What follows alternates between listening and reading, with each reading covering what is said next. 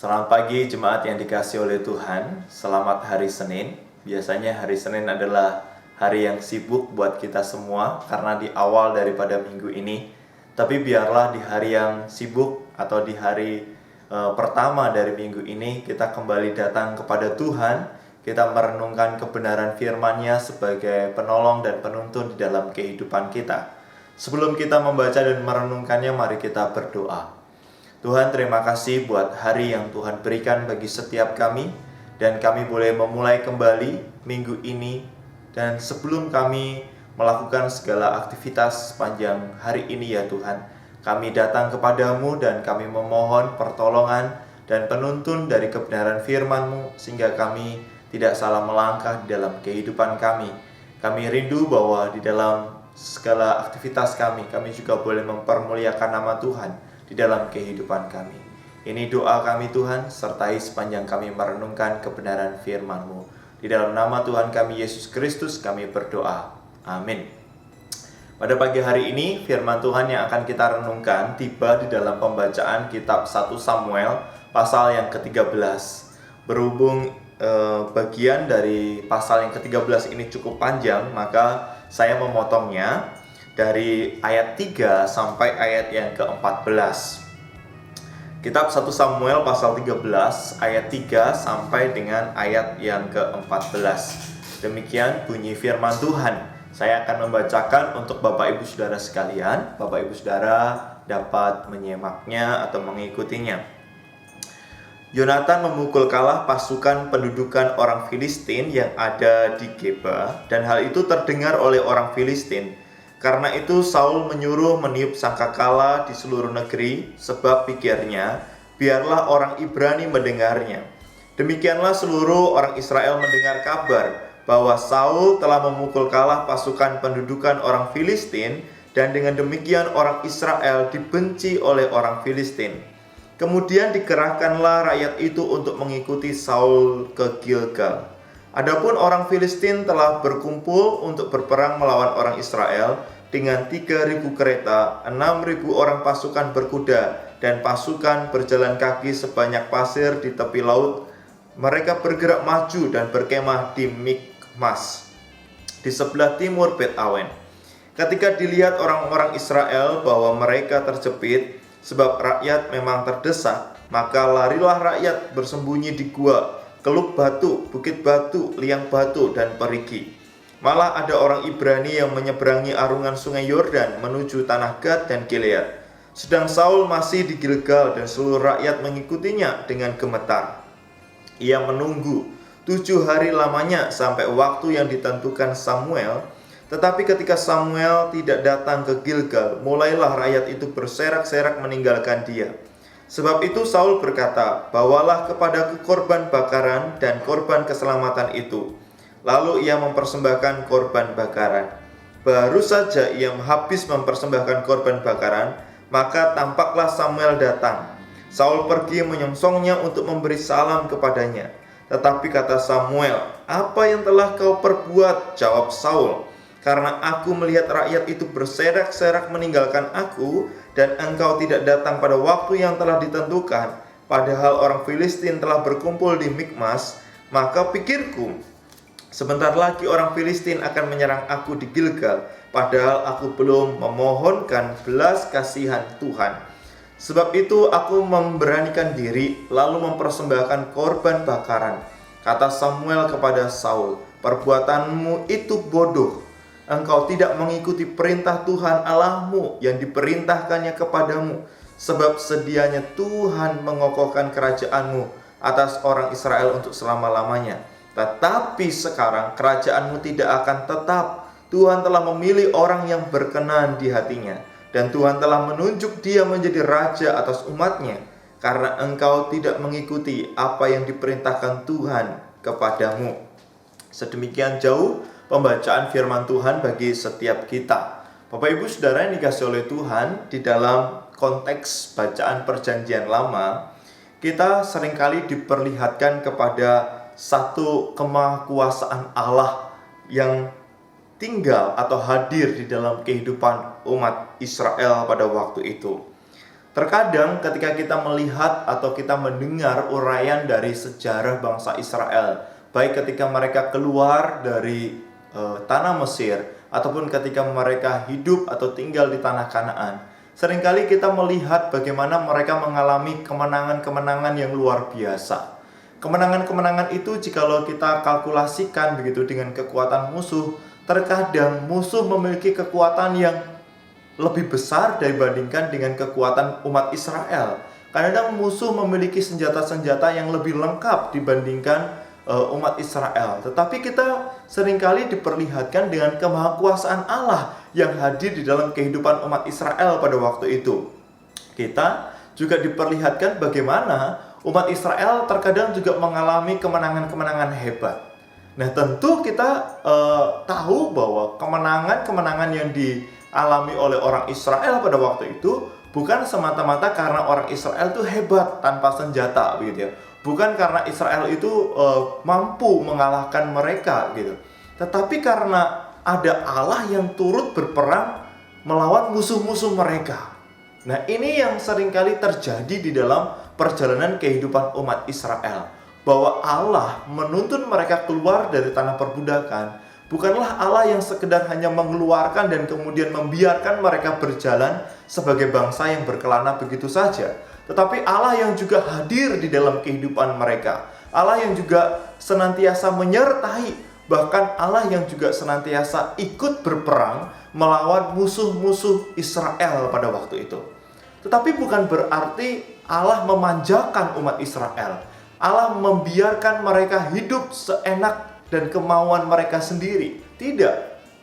Benar, Allah itu sangat baik. Allah itu maha kuasa. Allah itu pemelihara. Allah itu menyertai mereka. Tetapi bukan berarti Allah tidak menuntut satu pertanggungan jawab atas anugerah yang telah diberikan kepada mereka. Bapak Ibu yang dikasihi oleh Tuhan, Allah memang akan bertindak. Allah akan ikut berperang, tetapi Allah seringkali juga ingin menyatakan kepada umatnya bahwa umat Allah yang telah menerima anugerah dari Tuhan itu juga boleh meresponinya dengan satu ketaatan di dalam Tuhan, satu kepatuhan, satu kerendahan hati mengikuti apa yang dirindukan Allah untuk dilakukan oleh umatnya. Seringkali Allah terus mengingatkan kepada umat Israel supaya mereka tidak berpaling daripada Allah dan kemudian menyembah berhala-berhala yang ada. Ataupun seringkali Allah juga mengingatkan kepada mereka supaya mereka memiliki kepatuhan, kerendahan hati untuk mengikuti aturan Allah, gitu.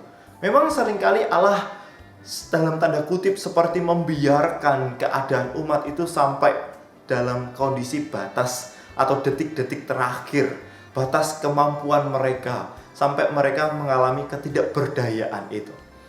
Memang Allah sepertinya sengaja membiarkan keadaan sulit itu terjadi. Bukan karena Allah ingin menyiksa umatnya, tetapi melalui keberadaan itu, umat Allah itu dikondisikan supaya makin menyadari bahwa aku tidak ada apa-apanya. Aku tidak mampu kalau tidak bersama dengan Allah. Nah, jadi di dalam anugerah yang Tuhan berikan kepada setiap kita, Allah senantiasa juga mengingatkan kita meresponi anugerah Tuhan itu di dalam ketaatan, di dalam ketundukan diri kita untuk mengikuti aturan-aturan daripada Tuhan. Nah, mari kita melihat satu bagian dari firman Tuhan yang kita baca pada pagi hari ini dari kitab 1 Samuel pasal ke-13. Di sini kita melihat satu tokoh raja pertama Israel, yaitu Raja Saul, yang pada waktu itu memerintah bangsa Israel. Di sini kita melihat bagaimana Saul tidak memiliki ketundukan itu. Kita melihat bagaimana Saul sebagai raja Israel yang tidak memiliki ketaatan itu. Bahkan kita bisa tahu bahwa Raja Saul memiliki pertimbangan-pertimbangan yang buruk ketika menghadapi kesulitan atau pergumulan di dalam kehidupannya sebagai seorang pemimpin atau sebagai seorang raja yang memerintah sebuah bangsa.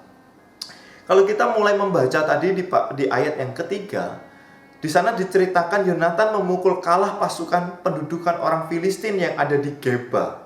Di situ diceritakan yang mengalahkan daerah yang diduduki oleh Filistin itu dan mengusir orang Filistin dari sana itu adalah Yonatan, bukanlah Saul.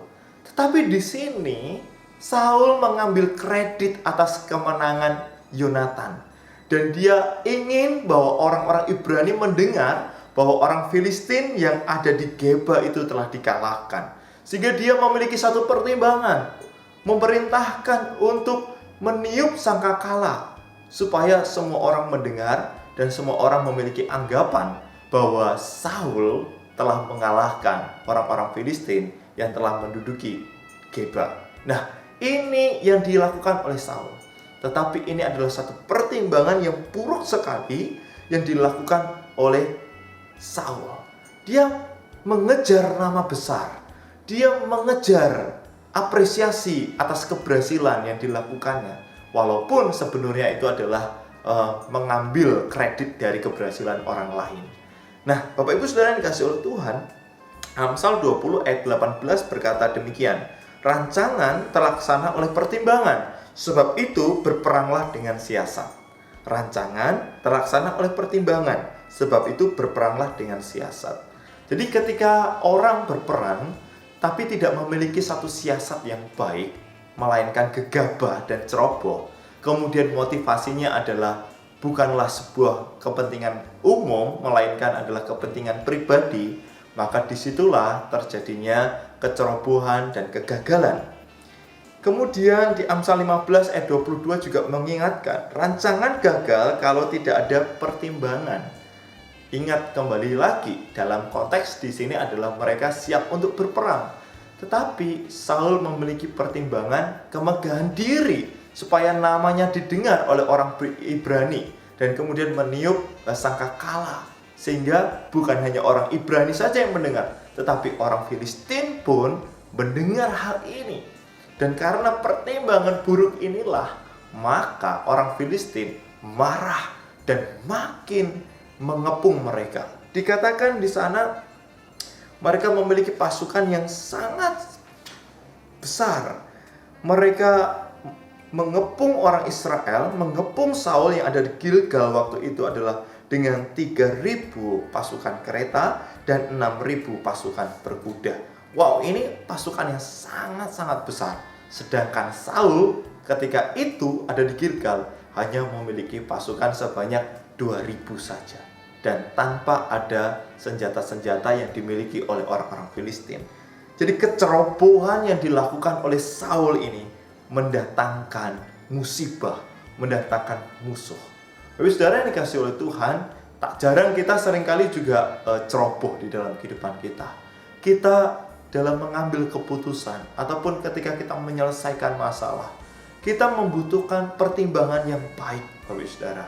Kita memerlukan ketundukan kepada Allah untuk taat akan perintah-perintahnya, mencari Dia, mencari pertimbangan-pertimbangan yang memperkaya diri kita supaya kita memiliki satu keputusan yang bijak.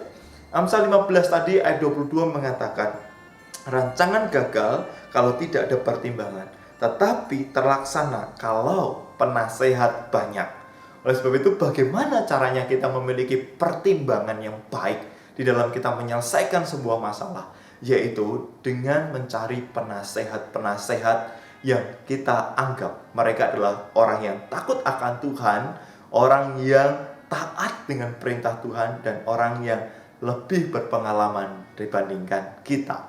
Di situ kita akan memiliki satu pertimbangan untuk memutuskan satu masalah dengan bijaksana. Nah, hal yang kedua di dalam bagian ini adalah kecerobohan Saul itu mendatangkan hukuman.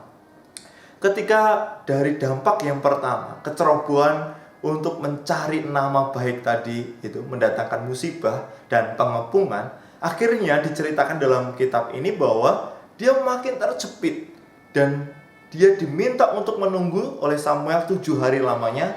Ternyata Samuel pun telat datang, begitu. Dan orang-orang yang mengikuti Saul waktu itu sudah mulai melarikan diri, terserak-serak. di dalam keadaan yang terjepit, di dalam ketakutan dan gemetar gitu diceritakan, dia memberanikan diri untuk mengambil korban bakaran dan mempersembahkannya sendiri. Ini bukan persoalan mempersembahkan korban, tetapi persoalan bagaimana dia tetap taat kepada Tuhan sekalipun di dalam keadaan yang sangat sulit, begitu. Nah, kembali lagi bahwa kita tahu bahwa seringkali Allah itu turut berperang. Allah turut memberikan kemenangan sekalipun keadaan Israel itu dapat dikatakan lebih tidak menguntungkan gitu. Tetapi dalam kondisi ini Saul sangat ceroboh dan Saul sangat gegabah. Dia tidak lagi menanti Tuhan di dalam kesulitan. Dia tidak lagi taat pada aturan yang telah diberikan. Padahal di 1 Samuel 10 ayat 8 sudah dikatakan, tetapi di 1 Samuel pasal yang ke-13 ini dia melanggarnya. Akibat daripada kecerobohan yang kedua ini, akhirnya Saul akan direndahkan dan Allah akan memilih raja baru bagi orang-orang Israel. Nah, Bapak Ibu Saudara yang dikasih Tuhan, situasi-situasi saat ini adalah situasi-situasi yang sangat sulit. Situasi-situasi yang membutuhkan satu keputusan yang tepat di dalam perjalanan kehidupan kita. Tetapi marilah kita di dalam situasi yang sulit ini, kita masih taat kepada Tuhan. Satu respon kepada anugerah yang Tuhan berikan bagi setiap kita. Dan percayalah bahwa Tuhan itu senantiasa akan turut berperkara di dalam persoalan-persoalan kita. Yang kedua adalah, di dalam situasi-situasi yang sulit ini, yang menuntut akan keputusan yang tepat, mari kita juga memiliki satu pertimbangan-pertimbangan yang juga tepat juga gitu. Yaitu dengan melibatkan orang-orang yang takut akan Tuhan, orang-orang yang lebih berpengalaman, orang-orang yang taat kepada Tuhan sebagai penasihat-penasihat kita. Nah, biarlah kita boleh diperlengkapi pada pagi hari ini ketika kita merenungkan kebenaran firman Tuhan ini dan kita belajar dari kisah kehidupan Saul. Biarlah Tuhan menyertai setiap kita dan Tuhan memberikan hikmat bijaksana kepada kita dalam keluarga, pekerjaan kita, dan di dalam kita menyelesaikan persoalan-persoalan yang ada di dalam hidup kita saat ini. Tuhan Yesus memberkati setiap kita. Mari kita berdoa. Tuhan, terima kasih buat firman-Mu pagi hari ini. Kiranya Tuhan yang teguhkan setiap kami. Berikan hikmat bijaksana kepada kami ya Tuhan. Di dalam kami mengambil sebuah keputusan. Di dalam kami juga menyelesaikan persoalan-persoalan di dalam kehidupan kami. Jangan biarkan ego kami yang memimpin kami Tuhan. Jangan biarkan kepentingan pribadi kami yang menjadi tuan atas pertimbangan-pertimbangan kami. Tetapi biarlah Engkau Tuhan, jernihkan akal budi kami, jernihkan hati kami.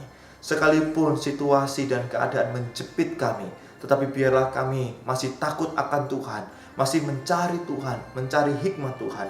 Dan pertemukanlah kepada setiap kami orang-orang yang takut akan Tuhan, orang-orang yang dewasa di dalam Tuhan, supaya mereka boleh menjadi penasihat-penasihat di dalam kehidupan kami ya Tuhan.